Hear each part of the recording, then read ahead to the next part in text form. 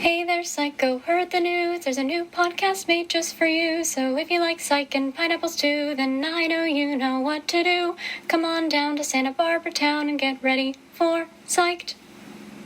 Hello, and welcome to Psyched, a podcast where we discuss all things psych, the hit USA TV show. From hidden pineapples to crazy nicknames, come on, son, and join the fun.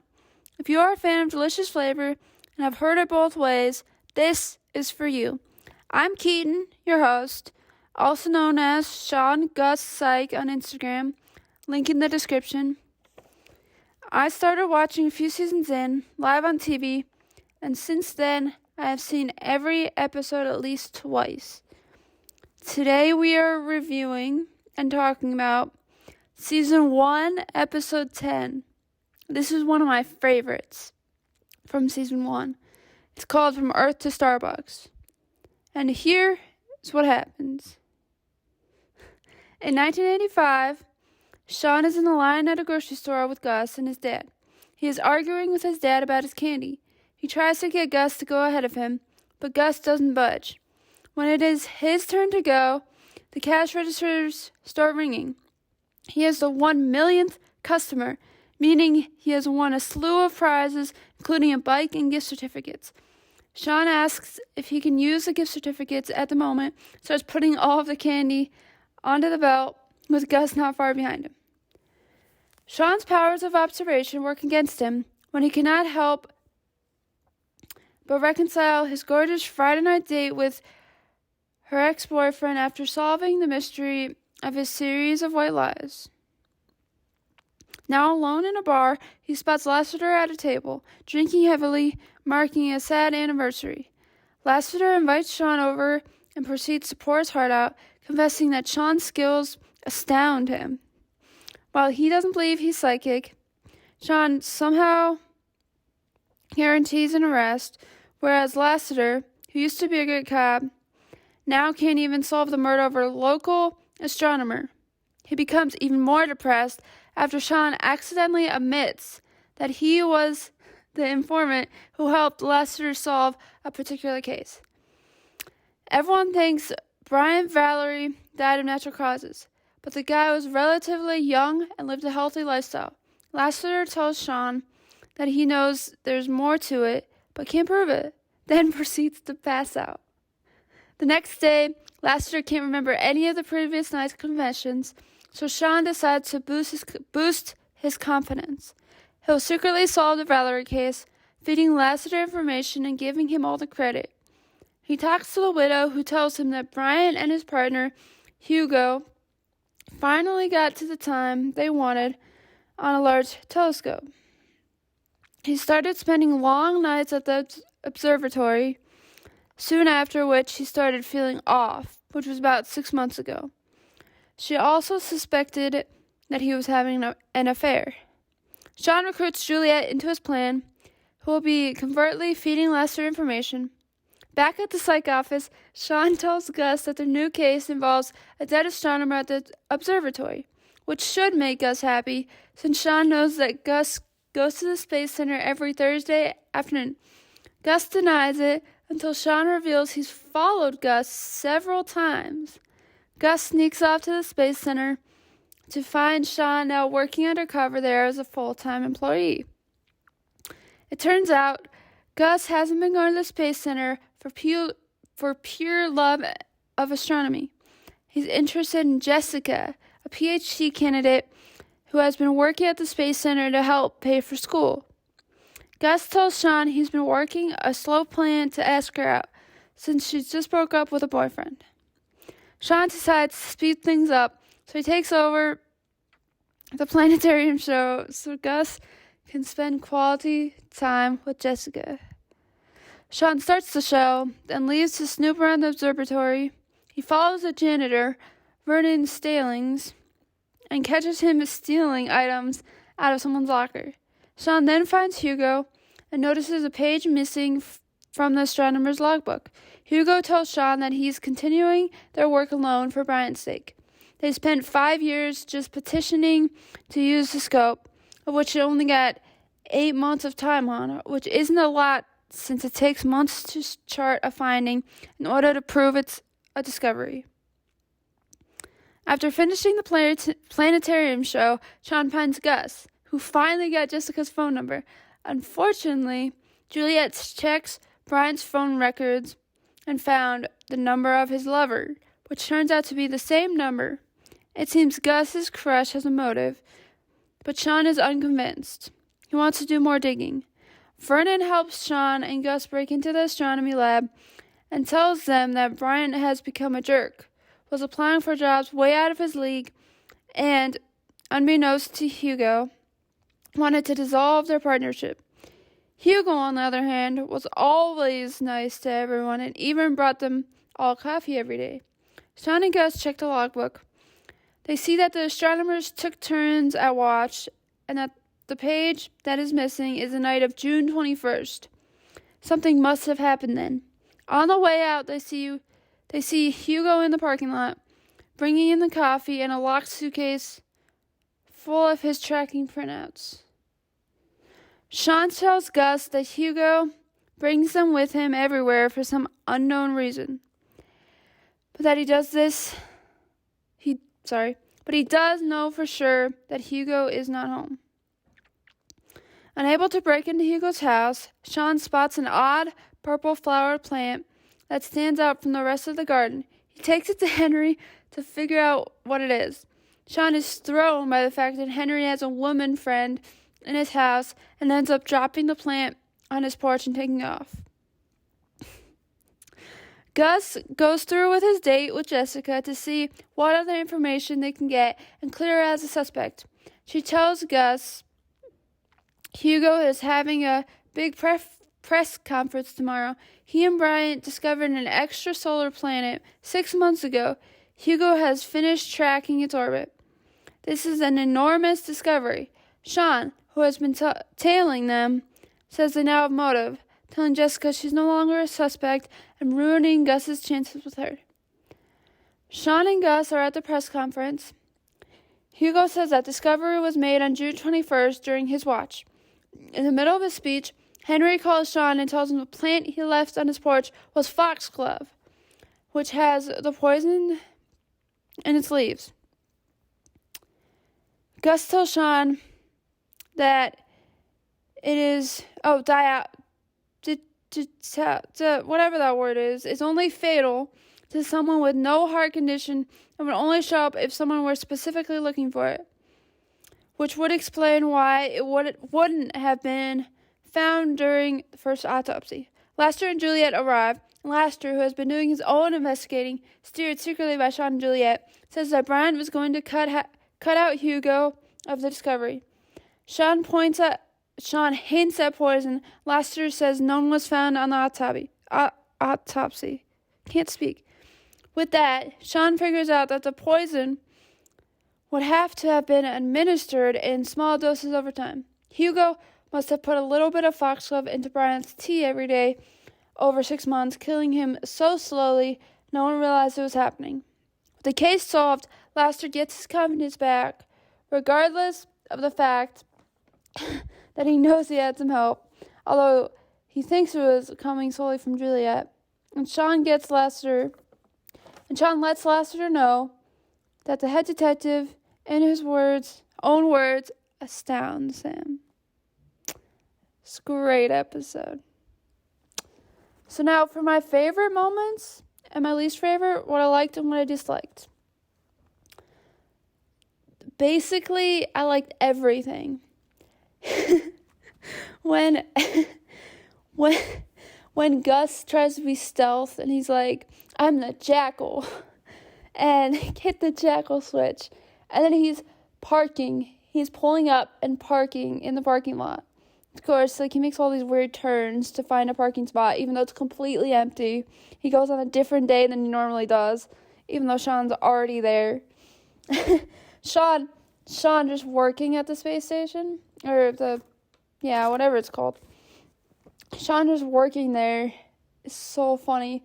When he tries to name the things in the sky, he doesn't know anything. So it's really funny.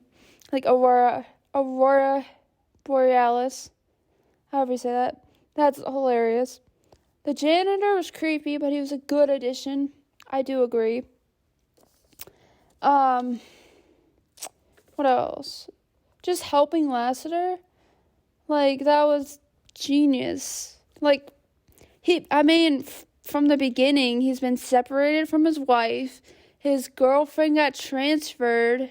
Sean's been outshining him. He's gonna be sad. I'm glad, like, Sean wasn't like, I'm gonna take this case and solve it myself and get the glory. Like Gus originally. I think Gus was like, so we got a case? And he's like, no, we're gonna solve it for Lassiter secretly. And he'll take all the credit. Like, I like that. Even though they need money. But it was a nice favor. Even though Lassie mostly hates him. So, I like that. The only thing I really disliked was Sean. During the date. He could have just waited till the date was over. And then saw Gus in the psych office and told him all that. Didn't have to ruin Gus's chances. He needs something. His Pluto line isn't gonna get very many people. So he needs something. You should have given him that. So, what else? There's just so many good moments in this episode. That's just the one I disliked, I think. Yeah. So let's go on to the next segment. Is I've heard it both ways. This is where we talk about plot holes. Which I want to know from you what you think any plot holes, if there are any plot holes in this episode. Because I did not think there were any at all, but I might be missing some, so who knows. And also, I forgot to mention that the plot summary that I read was from psychusa.fandom.com. They also have, so we'll go to the next segment. They also have some quotes and some trivia. And I'd like to read the trivia for you, because some of the trivia is like pop culture, and they talk a lot about 80s pop culture, which I am not up to speed on because I was born in 97. So I like that, I could just read it from here. This is a super cool website if you want to check it out. I mentioned it thousands of times in previous episodes. I'll be mentioning it till the day I die, or this episode dies. So, the title draws on the classic 1865 Jules Verne novel De la Terre à la Lune, From the Earth to the Moon, as well as the modern imagery of the coffee house and its role in the case. As a dedicated film buff, Sean would be aware of the book's vital role in science fiction cinema, inspiring the first SF film, Georges Méliès' 1902, A Trip to the Moon. There may also be a sense of the per urda ad astra motto of a number of Commonwealth Air Forces, including the Canadian. It's very confusing to read. I speak English, that's it. But that's some trivia for you. Next segment, you ready for this? Are you a fan of delicious flavor? So usually, whenever I do an episode, I ask people on Instagram if they know where the pineapple is. I'll give them a shout out. But a while ago, I was watching Peacock, and Peacock has a clip. They have like a video clip of where each pineapple is in each episode. So they just show pineapple in this episode, pineapple in that episode. They just cut back and forth to all the episodes. I still couldn't even see the pineapple in this episode, even when they cut it for me. So, I looked it up. It's also on psychusa.fandom.com. And apparently, a pineapple appears when Sean is meeting his father at a bar, and a waitress walks by with pineapples on her shirt. even watching that, it was impossible to see. But, hey, they got a pineapple in there somehow. It's just impossible to find. So that's at the very end. When Henry's sitting there drinking and then Sean just walks up. And last scene, apparently, there's a pineapple in the background. So, yeah. That's pretty hard to spot. Some of them are so easy and some of them are like, what just happened? Okay, ready for the next segment? I know, you know. This is where we talk about the actors. Now, Richard Kind, who plays the astronomer, he guest stars in everything. He has like 500 things he's been in, but he's only in like 1 or 2 episodes of the thing.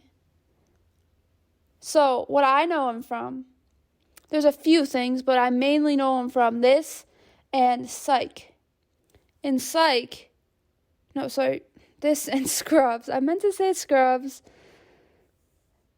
Similar. Scrubs.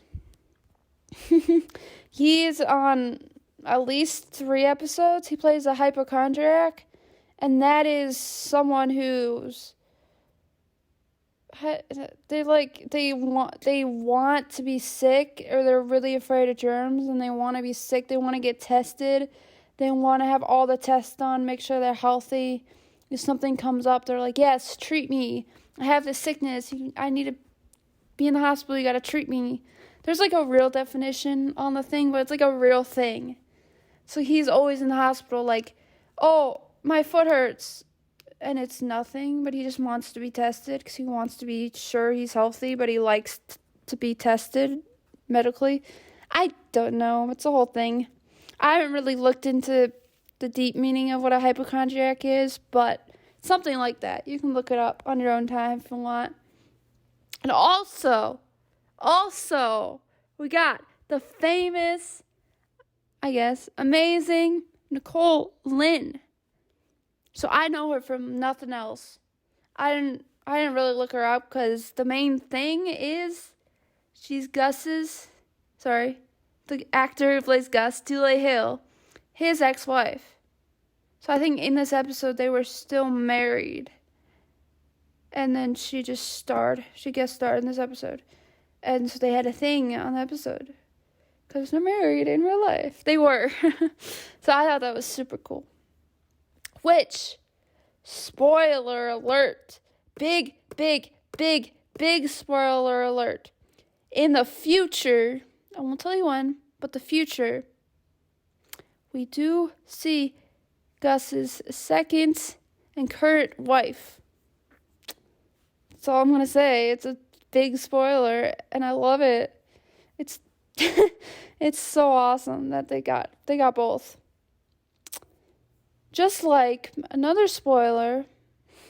No, I'm kidding. I won't spoil anything else for you. So, ready for the next segment? You ready for it? This is super exciting. This is behind the scenes from Earth to Starbucks commentary. Ready for it? So, on the DVDs, the Psych DVDs, they pick a few episodes. The writers, the creators, Steve Franks, some of the actors come on. They pick a few episodes, and they comment. They watch the episode and add in commentary while they're watching. So here are some things that I've learned from this commentary. So, lady who goes on a rebound date with Sean is actually pregnant in real life in the episode. Tom Blair's pub, that's where they are. Tom Blair is actually a friend of Steve Franks, the creator, who named the pub after him. He named the pub after him. 1 second, I'm going to pause this. I'm running out of time. Small interruption that I edited out. I had to add some more time to this video that I'm recording on this app. So there's that. So back to more behind the scenes commentary. So James wrote the cannonball line about Lassie's eyes, an improvised, I'll never see you again, and the Jackal has arrived. So, the cannonball, he's trying to talk up Lassiter, like, he's awesome. You're awesome, Lassie. Like, he's talking to Lassie while Lassie's drunk. He's like, you're awesome, Lassie. And, like, you have eyes that make people want to do cannonballs into them. He says that. And then, when the lady comes back, so, when Sean goes on a date, figures out the date her ex-boyfriend wants to get married, and then she calls him, comes back, he's like, and she's like, I got engaged. And so Sean's like, I'll never see you again, bye. That's improvised. And then the Jackal has arrived. So when Gus, because he calls himself the Jackal in this episode, because apparently they're very fast and stealthy. Who knows? He tries. And Gus sees Sean in the space station. And Sean is behind, and he goes on the microphone. And he's like, the Jackal has arrived. So that's improvised. And then when Tim falls, because he's drunk, he falls off his chair at the bar. They actually put lipstick on his head. Yeah, Lassie. They put lipstick on Tim's head, making him seem like he bumped his head. The scene with Gus and the girl was supposed to be shot in a restaurant. She was going to pick up a knife, and Gus was supposed to think she was going to stab her. They were supposed to do like a whole thing, and I guess they didn't have time. I don't know. It's a whole thing. And then Maggie Lawson was very sick in the last planetarium scene when the astronomer is saying, I have a discovery. I've tracked it. I proved it. And then Lassie's like, I solved the case. Apparently Maggie, who plays Jules, was very sick, which she played it very well. Like, very well. Not that she was the most important part of that scene, but she played it very well for being very sick. So, yeah. I think those are all my segments. But one thing I want to mention. So, the last episode I did was with Captain Connors, Forget Me Not. So, when Sean and Gus, they sneak into the closed off section of the trail or whatever it is to see where the mountain lion killed the person or might have killed the person, and they meet Ranger DeSoto, Park Ranger DeSoto. So guess what? I know you do not know me at all. All I do is talk about Psych. Like, that's all I do is talk about Psych. Or I talk about Monk, like my two favorite shows ever. I graduated 2020 in park management, and I have actually accepted a 6-month position with Grand Teton National Park, and I will be a park ranger, just like Ranger DeSoto. Maybe I'll find a Sean and Gus, and I get to kick them out of the park. I don't know, but it was super cool, and I'm super excited. And on that note, let me know what you think of this podcast, anything I could add. I'm on Instagram. Hopefully the YouTube comments work. Sometimes they haven't been. If you like the guitar that I had previously, or you like how I do it now, I've been just mixing it up, seeing what's what. If you want to be a guest host, if you have anything you want me to add, you should make sure you watch out for the pineapple when I post where's the pineapple in this episode, so I can give you a shout out on the podcast episode. Let me know what your favorite episodes are, who your favorite guest stars are. Yeah, just let me know. Communicate with me. I'm always online. Always. Super excited.